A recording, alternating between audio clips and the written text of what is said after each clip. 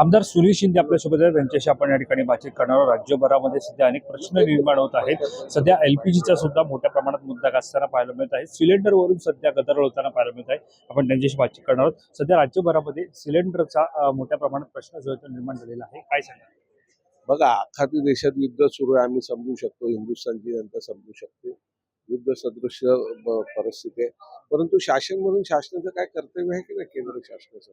अशा युद्धाच्या वेळेला कुठेतरी आपल्याला जनतेसाठी जी काही व्यवस्था केली पाहिजे ती त्यांनी करायला पाहिजे. बरं, आपण देशाने अशी भूमिका घ्यायला पाहिजे होती की आपल्याला नेमकं काय आपलं नुकसान कशामुळे होणार आहे, काय ह्या सगळ्या गोष्टीचा कुठेतरी विचार करायला पाहिजे होता ना.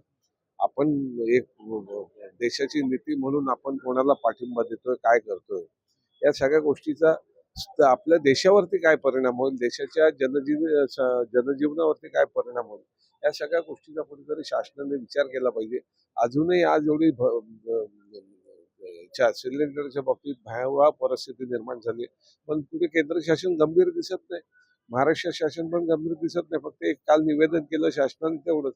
परंतु याची व्यवस्था कशी करणार, काय करणार, पर्यायी व्यवस्था कशी करणार, याबद्दल काय बोलायलाच कबूल नाही.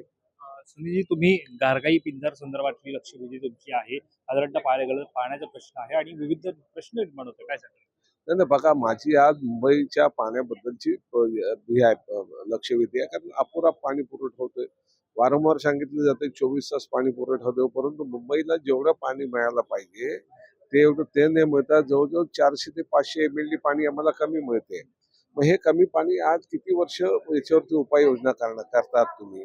ॲडिशनल भविष्यात मुंबईची वाढती वस्ती, मुंबईत आज टॉवरच्या टॉवर वाढत आहेत, परंतु मूलभूत जो प्रश्न आहे वॉटर गटर मीटर, या समस्या कशा सोडवणार, त्याच्यापैकी पाण्याचं अतिशय महत्वाचं आहे.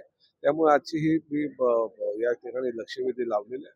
शासनाचं लक्षवेधी इच्छितोय की लवकरात लवकर या बाबतीत आपल्याला निर्णय घ्यायला लागेल. भविष्यातील पाण्याची व्यवस्था करावी लागेल. याच गारगाईवरून सत्ताधारी आणि विरोधक असतील, महापालिकेमध्ये असेल किंवा विधान भवनामध्ये असेल, आरोप प्रत्यारोप होताना पाहायला मिळतात. नाही नाही, एक लक्षात ठेवा, आता गारगाई धरण आणि त्याचं एनओसी, त्याचा खर्च आणि निसर्गावर, शेवटी तिथे निसर्गावरून तुम्हाला अवलंबून राहते.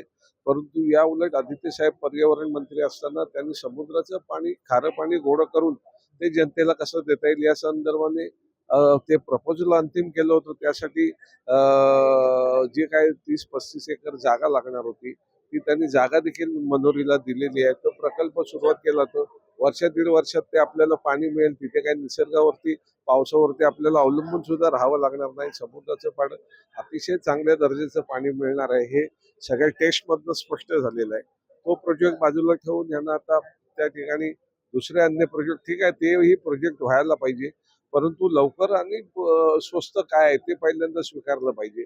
तो स्वीकारावा म्हणून काल महापालिकेत गदारोळ झालेला आहे. तुम्ही MMRDचा सुद्धा मुद्दा घेतलेला होता. MMRD संदर्भातले तुमचे प्रश्न आहेत. स्वतः तुम्ही म्हणत आहात की विधान परिषदेमध्ये आमदारांना सातत्याने विषय मांडावे लागतात, कागद घेऊन उभं राहावं लागतं, तेव्हा कुठेतरी विषय मांडतात. मग सध्या आमदार असतील, मग सर्वसामान्यांनी काय करायचं? नाही, बघा, ही वस्तुस्थिती आहे. म्हणजे आमदारांचीच काय अवस्था आहे याचा अर्थ शासन विरोधी आमदारांना कशी तुझ्या भावाची वागणूक देते.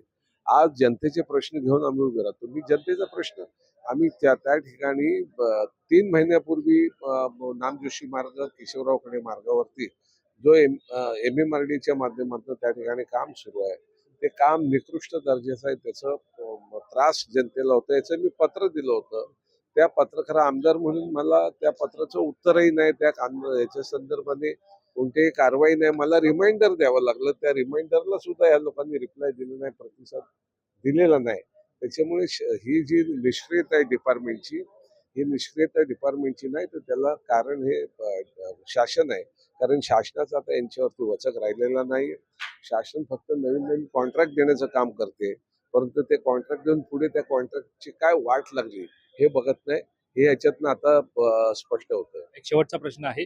अर्थसंकल्पीय अधिवेशन चालू आहे. सभागृह सुद्धा महानगरपालिकेनंतर आता बाजारात पाहायला मिळत आहे. मुंबईमध्ये ज्या प्रकारे पाणी साचतं पावसाळ्याचं, त्या संदर्भातली बैठक ही आज पार पडणार आहे. काय वाटतं, एकंदरीत यंदा साधारणतः मुंबईच्या अनेक भागांमध्ये नागरिकांना पाण्याच्या या प्रकारे पाणी साचतं, त्यामुळे अनेक त्रासाला सामोरं जावं लागतं. बघा, आता मुंबईच्या त्या पावसात साचणाऱ्या पाण्याबद्दल बैठक घेत आहेत.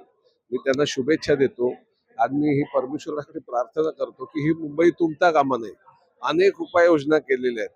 हा त्याच्यामुळे मुंबई तुंबता कामा नये. आता ती तुंबू नये म्हणून ज्या काही प्रिकॉशन किंवा जी काळजी घ्यायची आहे ती घेण्याची सद्बुद्धी आता महानगरपालिका प्रशासन आणि लोकप्रतिनिधी आहेत आणि वरून शासन या सगळ्यांना व्हावी. आमच्याशी बातचीत केल्या संदर्भात कॅमेरा पर्सन अजय सह, मी वैभव पाटील, मुंबई.